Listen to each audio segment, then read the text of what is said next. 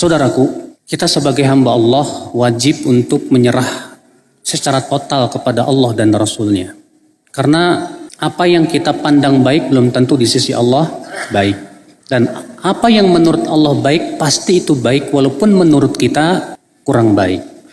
Allah Subhanahu wa taala dalam surat An-Nisa ayat 65 berfirman, "Fala wa rabbika la yu'minuna hatta yuhaqqimuka fima shajara bainahum, thumma la yajidu fi anfusihim harajan mimma qadaita wa yusallimu taslima." Tidak demi Rabbmu, mereka tidak beriman, kata Allah. Lihat, di sini Allah bersumpah bahwa mereka tidak beriman sampai kapan?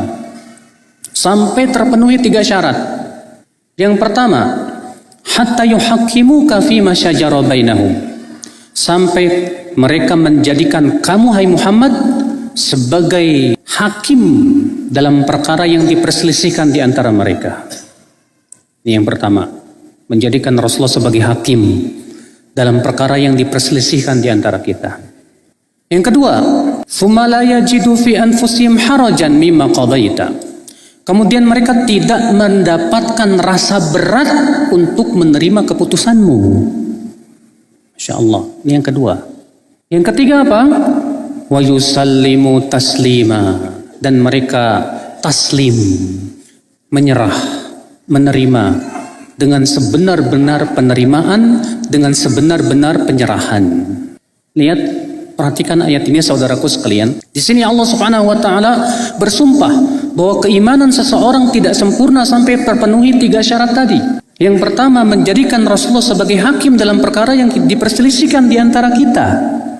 Yang kedua, kita tidak merasa berat untuk menerima keputusan Rasulullah sallallahu alaihi wasallam.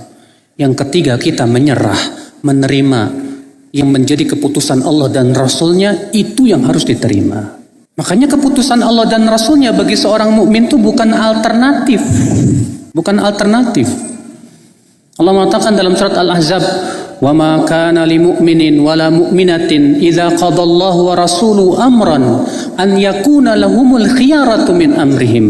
Tidak layak bagi seorang mukmin ataupun mukminah apabila Allah dan Rasul-Nya sudah menetapkan sebuah keputusan untuk mencari alternatif yang lain. Gak boleh, Pak. Jadi keputusan Allah dan Rasul itu bukan jalan alternatif. Keputusan Allah dan Rasul itu satu-satunya jalan yang harus diterima. Tidak ada alternatif, tidak ada. Mungkin ada yang berpendapat, oh, firman Allah dan Rasul-Nya ini kayaknya kurang sesuai dengan zaman. Oh, adat harus lebih didahulukan. Oh, tidak. Orang yang beriman berkata, keputusan Allah dan Rasul-Nya itu yang terbaik. Keputusan Allah dan Rasul-Nya selalu sesuai dengan waktu dan zaman.